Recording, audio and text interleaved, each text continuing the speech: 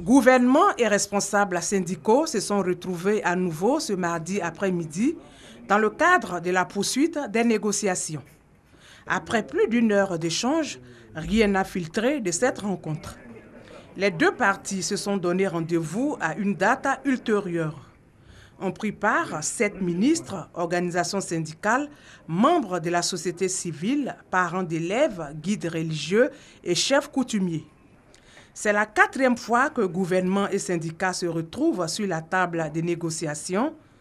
Pour mémoire, 4 points de revendication ont été satisfaits sur 6. Par ailleurs, le Premier ministre Amadou Gon Coulibaly a également échangé à 2 reprises avec les responsables syndicaux et c'est à l'issue de la dernière rencontre tenue le dimanche dernier que le mot d'ordre de grève a été levé par la plateforme des organisations syndicales et l'intersyndicale des fonctionnaires de Côte d'Ivoire.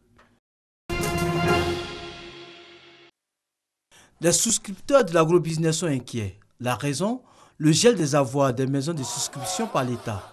Une mesure prise au mois de décembre pour mieux comprendre le fonctionnement de ce business. 24 heures après la sortie du procureur de la République appelant les populations au calme, en attendant la conclusion des enquêtes dans cette affaire, ce mercredi, des souscripteurs ont manifesté au plateau. Il y a des entreprises qui existent. 7, vu le nombre de souscripteurs, cela ne correspond pas, c'est insignifiant pour le nombre de personnes qui sont là. Et qu'il y a des personnes aussi, donc, qui se font appeler agrobusiness, qui n'ont aucune plantation. Donc, on est dans une situation incertaine. Si monsieur le procureur nous dit qu'il y a certains qui existent, ça veut dire que s'ils existent, il faut les permettre d'aller entretenir, puisque s'agit de l'argent. Donc, il faut les permettre de, non, vraiment entretenir. Donc, si certains existent, nous, on lui demande plus simple de publier la liste de ceux qui ont au moins 10 000 hectares de plantation, pour qu'eux, au moins, on puisse les permettre d'aller entretenir, en attendant que l'État finisse ses enquêtes. Parce qu'il ne faudrait pas qu'on finisse les enquêtes, et en fin de compte, on va aller trouver que tout est mort. Ces souscripteurs de l'agrobusiness disent ne pas s'opposer à la volonté de l'État de mettre de l'ordre dans le secteur. Toutefois, ils souhaitent le dégel des comptes des maisons de souscription afin d'être remboursés. Je vous dis que les structures n'ont pas été visitées, surtout les champs. Ça, je le dis. Mais s'ils veulent, c'est aussi simple que ça. Ah, les souscripteurs, les gens veulent vous gruger. C'est de l'arnaque. Donc, joignez-nous à nous, on va voir ce qui est vrai. Là, c'est notre combat. On va, on prend les huissiers, on regarde, on finit pour toutes les structures. Deuxièmement, ils dégagent le compte. Et ils permettent, parce que c'est eux les autorités du pays, ils peuvent dégeler un compte en même temps de nommer des administrateurs pour gérer les comptes, pour ne pas que les gens sortent du pays. Ou bien c'est pas faisable ça. C'est faisable, donc ils le font. Les structures vont commencer à nous payer. Maintenant, il y a une structure X maintenant qui n'avait pas à payer. Voilà, monsieur le procureur, on est venu vous voir maintenant parce qu'il y a telle structure qui n'avait pas à nous payer, on porte plainte. En ce moment, l'affaire devient pénale. Sinon, nous sommes dans une affaire civile. Ce sont au total 27 maisons de souscription qui sont concernées par cette affaire. Mohamed et son ami Samy vivent dans cette baraque située en plein cœur du quartier Valentin d'Angré Château Extension dans la commune de Cocody. Une baraque qu'ils ont bâtie de leurs propres mains.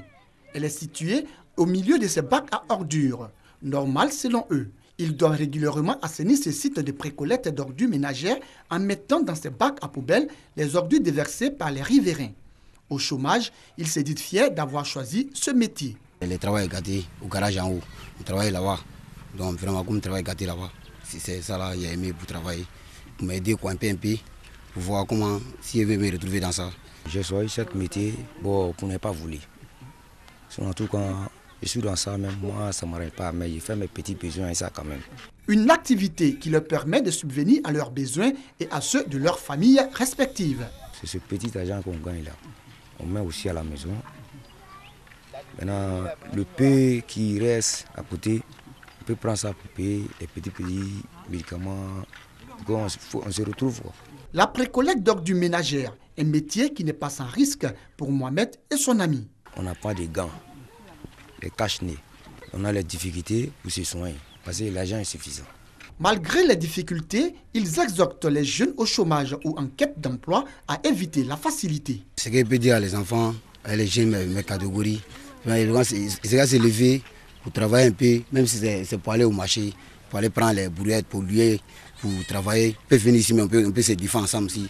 Tout ça, c'est bon aussi, quoi. Qu'ils hésitent à t'asseoir à la maison pour aller braquer, voler. Quelle que soit la difficulté, comment tu te lèves pour te donner aussi là. Dieu même va récompenser. Même si tu gagnes 500, 100 francs, rentrer par jour, c'est mieux.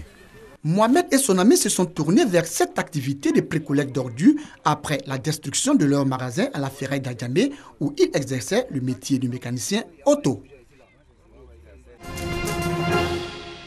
Je remarque souvent des enfants qui accompagnent des jeunes sur le terrain. Et selon vous, quel est le rôle de ces enfants-là? Bon là, vraiment, je sais pas. Il n'y a aucune idée sur le rôle de ces enfants. Je pense que les enfants là veulent copier pour faire de leurs grands frères parce qu'ils se disent que ce sont leurs idoles. Bon, leurs grands frères ont réussi, ils sont des stars. Donc, étant auprès d'eux, ils sont aussi vus, ils sont aussi connus. Ces jeunes enfants que l'on peut voir accompagner les footballeurs sur le terrain sont appelés les escort players. Ils ont entre 4 et 13 ans, filles et garçons. Ils portent une tenue officielle, ne sont pas rémunérés et sont différents des ramasseurs de balles. Marcher main dans la main avec l'une de leurs idoles lors de la Coupe d'Afrique des Nations, du Championnat d'Europe des Nations, de la Copa América ou de la Coupe du Monde, c'est le rêve de tout enfant. Ce n'est pas parce que les enfants portent chance qu'ils viennent sur le terrain avec les joueurs en les accompagnant lorsqu'ils rentrent sur la pelouse. C'est d'abord dans l'esprit du fair play.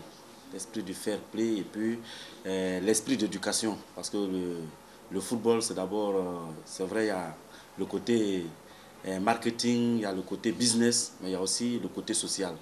C'est un sport qui est assez populaire, donc c'est rapprocher un peu ce sport-là de la masse.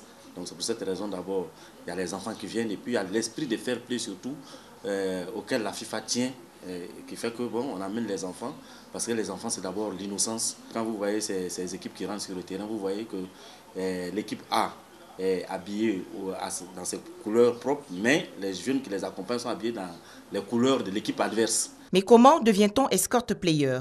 Ces enfants sont-ils tous issus d'un centre de formation? Les choix sont divergents selon les compétitions. Souvent, ça peut être des gosses qui sont pris dans les catégories de jeunes du club qui reçoit.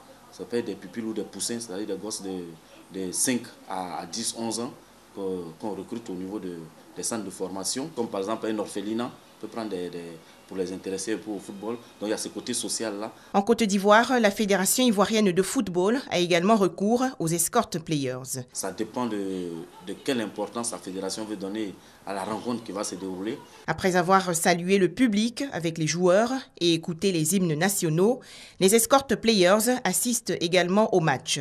Un beau souvenir pour ces jeunes fanatiques du ballon rond qui ne sont pas forcément voués à faire une carrière dans le football. Il y a 5 ans, un 25 janvier, les Égyptiens sortaient place Tahrir pour protester contre les inégalités sociales. Le mouvement va se propager et entraîner la destitution du chef de l'État. Et pour la première fois, les Égyptiens seront partie prenante dans l'équation du pouvoir. Le problème égyptien, diront les observateurs de la scène politique, était la symbolique du pharaon, le chef de l'État indétrônable. Sous Moubarak, en effet, le peuple était éloigné du champ politique, ce qui se traduisait par exemple par une forte abstention lors des échéances électorales. Le caractère sacré du dirigeant est tombé aujourd'hui. Le 25 janvier marque aussi le retour des Égyptiens sur la scène politique. L'impact du 25 janvier, c'est la répercussion de d'autres révolutions telles celle menée sous Sadat ou encore sous Moubarak. Mais le 25 janvier aura aussi ouvert l'appétit des islamistes pour l'accès au pouvoir avant de perdre en 2 ans leur popularité. Selon les observateurs, les frères musulmans ont pensé diriger le pays à la Moubarak. Mais ils n'avaient pas assimilé l'expérience acquise du 25 janvier. Une date qui aura marqué un changement, mais sans poursuite de changement en Égypte.